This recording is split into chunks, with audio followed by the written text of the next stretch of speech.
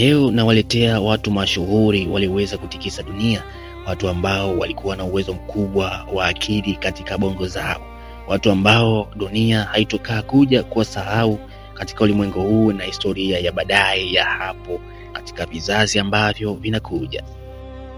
Basi tukianza na mtu namba 1 ni Baba Isaac Newton, mtu aliyefunua siri za nguvu zinazotawala ulimwengu. Leo tunaingia kwenye maisha ya mmoja wa watu mwenye akili kubwa zaidi kuwahi kuishi katika historia ya mwanadamu, mtu ambaye alitazama dunia kwa njia tofauti na watu wengine, mtu ambaye alijaribu kuelewa siri zilizokuwa zimefichwa kwenye vitu ambavyo watu waliviona kila siku, lakini hawakuwahi kujiuliza kwa nini vinatokea. Jina lake lilikuwa Sir Isaac Newton. Watu wengi wanaposema jina la Newton hufikiria tu kuhusu hadithi ya tufaa lililoanguka kutoka kwenye mti, lakini nyuma ya hadithi hiyo kuna maisha ya mtu aliyebadilisha kabisa uelewa wa binadamu kuhusu dunia, anga, mwendo na nguvu zinazotawala kila siku zinazozunguka. Isaac Newton alizaliwa tarehe 4 Januari mwaka 1643 katika kijiji kidogo nchini Uingereza. Alizaliwa wakati ambao sayansi haikuwa imeendelea kama ilivyo leo. Watu wengi walikuwa bado hawajaelewa vizuri jinsi dunia inavyofanya kazi. Hakukuwa na kompyuta, satellite wala teknolojia ya kisasa. Maisha ya utoto hayakuwa rahisi sana. Newton alizaliwa miezi michache baada ya kifo cha baba yake. Akiwa bado mdogo, mama yake aliolewa tena na akaachwa akilelewa na bibi yake kwa kipindi fulani. Tangu akiwa mtoto, Newton alikuwa na tabia tofauti na watoto wengine. Alikuwa mtu wa kutafakari sana. Alipenda kutengeneza vitu, kuchunguza jinsi vitu vinavyofanya kazi na kuuliza maswali mengi kuhusu dunia. Alipokuwa kijana, alijiunga na chuo kikuu cha Cambridge nchini Uingereza. Huko alianza kujifunza hesabu, falsafa na sayansi. Lakini Newton hakuwa mwanafunzi wa kawaida. Alikuwa na uwezo mkubwa wa kufikiria mambo ambayo watu wengi hawakuwa wamewahi kuyaona.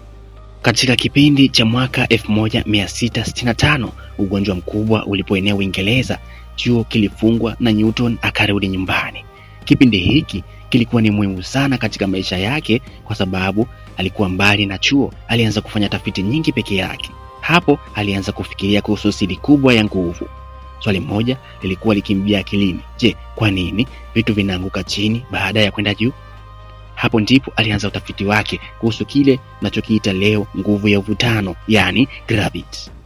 Basi Newton alieleza kwamba kuna nguvu isiyoonekana inayovuta vitu kuelekea katikati ya dunia. Nguvu hiyo ndiyo inayofanya tufanye kazi kwenye dunia, ndiyo inayofanya mwezi ubaki kuzunguka dunia, na ndiyo inayofanya sayari isibaki kwenye njia zao kuzunguka jua. Lakini Newton hakusimama hapo. Pia aligundua sheria 3 za mwendo, three laws of motion, ambazo zimekuwa msingi mkubwa wa fizikia hadi leo. Sheria hizi zinaeleza jinsi vitu vinavyosogea, jinsi nguvu inavyobadilisha mwendo wa kitu, na kwa nini tunasukumwa tunapokuwa kwenye gari. Mawazo yake yalisaidia sana maendeleo ya magari, ndege, rocket na teknolojia nyingi zinazotumika leo. Mwaka 1687 Newton alichapisha kitabu chake maarufu kilichoitwa Philosophia's Natural Principle Mathematical. Kitabu hiki kilieleza sheria zake za mwendo na uvutano wa dunia. Wanasayansi wengi walikiona kama moja ya vitabu muhimu zaidi katika historia ya sayansi. Lakini Newton hakuwa mtu wa sayansi pekee. Alifanya pia utafiti kwenye mwanga na rangi. Aligundua kwamba mwanga mweupe una rangi nyingi ndani yake, jambo lililosaidia kuelewa zaidi jinsi tunavyoona dunia. Pamoja na mafanikio yake makubwa, Newton alikuwa mtu mwenye tabia ya kutafuta kujua zaidi. Aliendelea kufanya tafiti kadri muda wake wote wa maisha yake. Mwaka 1727 Isaac Newton alifariki akiwa na umri wa miaka 84. Lakini mawazo yake hayakufa. Kila ndege inayoruka angani, kila rocket inayokwenda kwenye anga, na kila hesabu inayotumika kuelewa ulimwengu ina sehemu ya mchango wake. Isaac Newton hakubadilisha tu sayansi, alibadilisha namna mwanadamu anapofikiria kuhusu ulimwengu. Kutoka kwa kijana aliyekuwa akiuliza maswali kuhusu vitu vinavyomzunguka, chini alikuja kuwa mtu aliyesaidia kufungua siri za nguvu zinazotawala dunia nzima.